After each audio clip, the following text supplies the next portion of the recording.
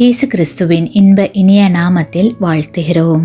இன்றைய வேத வசனம்: இனிய சொற்கள் தேன்கூடு போல் ஆத்மாவுக்கு மதுரமும் எலும்புகளுக்கு ஔஷதமும் ஆகும். நீதிமொழிகள் 16 அதிகாரம் 24 வசனம்.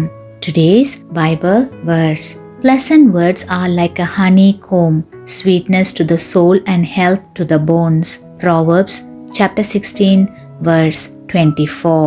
ஒரு தாய் சுகவீனமாய் இருக்கும் தன்னுடைய மகள் குணமடைய தேவனிடத்தில் ஜெபிக்குமாறு சபை போதகரை தன்னுடைய வீட்டிற்கு அழைத்து வந்தார். போதகர் ஊக்கமாய் தேவனிடத்தில் ஜெபம் செய்துவிட்டு அந்த மகளை பார்த்து, மகளே, கவலைப்படாதே, நீ சீக்கிரம் சுகமாவாய் என்று கூறினார். இதை கேட்டுக்கொண்டிருந்த ஒருவர் சற்று பரிகாசத்துடன், இப்படி வெறும் வார்த்தையினால் நீ சுகமாவாய் என்று சொன்னால் அவள் எப்படி சுகமாவாள்? இதெல்லாம் பைத்தியக்காரத்தனம் என்றார். உடனே அந்த போதகர் அவரை பார்த்து, நீ ஒரு முட்டாள், இதெல்லாம் உனக்கு தெரியாது, உனக்கு சொன்னாலும் புரியாது என்று அங்கு கூடியிருந்த அனைவருக்கும் கேட்குமாறு சற்று சத்தமாக கூறினார்.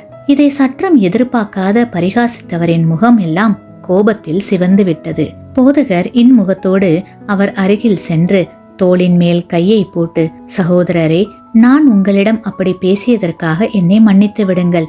நான் பேசிய வார்த்தைகள் உங்களுக்கு என் மேல் கோபத்தையும் வருத்தத்தையும் ஏற்படுத்துமானால் நான் இந்த குழந்தையை பார்த்து சொன்ன வார்த்தை ஏன் ஒரு மாற்றத்தை கொடுக்க கூடாது என்று கேட்டார். இதை கேட்ட பரிகசித்தவரும் சற்று சிந்தித்தார்.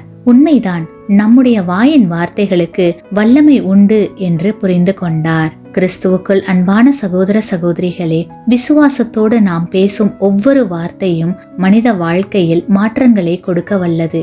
தேவ வார்த்தை ஒருபோதும் வெறுமையாய் திரும்பாது. என்ன நோக்கத்திற்காக கொடுக்கப்பட்டதோ அந்த நோக்கத்தை நிறைவேற்றின பின்புதான் திரும்பும். வார்த்தையின் மதிப்பை உணர்ந்தவர்கள் உரைக்கும் வார்த்தைக்கு மதிப்பெண்கள் அதிகம் கிடைக்கும். ஏனெனில் இனிய சொற்கள் தேன்கூடு போல் ஆத்மாவுக்கு மதுரமும் எலும்புகளுக்கு ஔஷதமும் ஆகும். ஆமேன்.